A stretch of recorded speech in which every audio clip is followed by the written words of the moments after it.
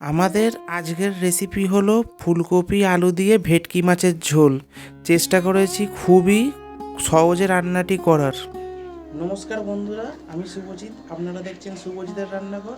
চলুন শুরু করি আমরা আজকের রান্না। দেখুন, আমি সবার প্রথমে কড়াইতে তেল গরম করে নিচ্ছি মাছ ভাজার জন্য। দেখুন, তেল ভালোভাবে গরম হয়ে গেছে। আমি এবারে নুন হলুদ মাখিয়ে রাখা ভেটকি মাছগুলো এক এক করে ছেড়ে দিলাম।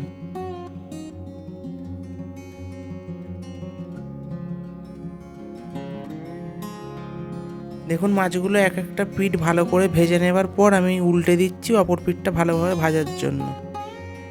আর নরম মাছ যাতে ভেঙে না যায় তার জন্য আমি দুটো হাত আর খুন্তির সাহায্যে উল্টাচ্ছি।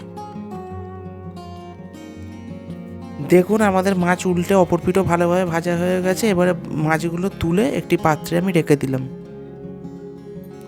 এবারে মাছ ভাজা তেলের মধ্যে আমি অ্যাড করে দিলাম 5 ফোড়ন আর তেজপাতা।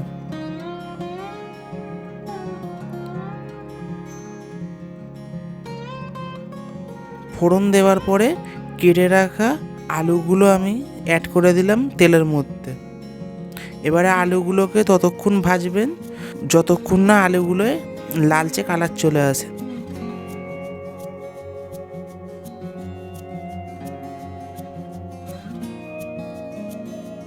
আমি আলুগুলোকে ভালোভাবে হাই ফ্লেমে ভেজে নিলাম।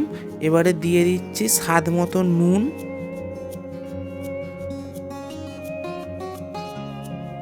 হলুদ,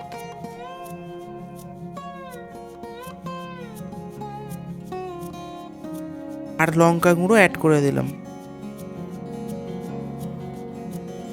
এবারে আমি আদা, গরম মশলা আর গোলমরিচ সমস্ত একসাথে বেটে রাখা ছিল সেটাও অ্যাড করলাম। এবারে সব কটা মশলা দেওয়ার পরে ভালোভাবে আমি কষিয়ে নিলাম। তারপরে আমি অ্যাড করে দিলাম কেটে রাখা টমেটোটাকে দিয়েও আমি 2-1 মিনিট কষিয়ে নিয়েছি। এরপর আমি অ্যাড করেছি ফুলকপি। দেখুন, আমি একটা গোটা ফুলকপি কেটে রেখেছি। মশলাটা একটু কষানোর পরে আমি অ্যাড করে দিলাম। এবারে ফুলকপিটাকে দিয়ে আমি 10 মিনিট মতন কষিয়ে নিয়েছি চাপা দিয়ে।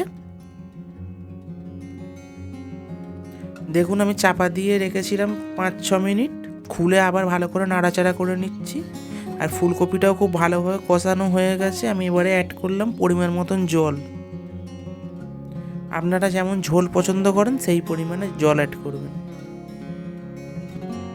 দেখুন, আমাদের সমস্ত সবজি সেদ্ধ হয়ে গেছে। আমি এবারে ভেজে রাখা ভেটকি মাছগুলো এখানে অ্যাড করে দিলাম। মাছগুলো অ্যাড করার পরে আমি আর হাই ফ্লেমে 2 মিনিট মতন ফুটিয়ে নিয়েছি।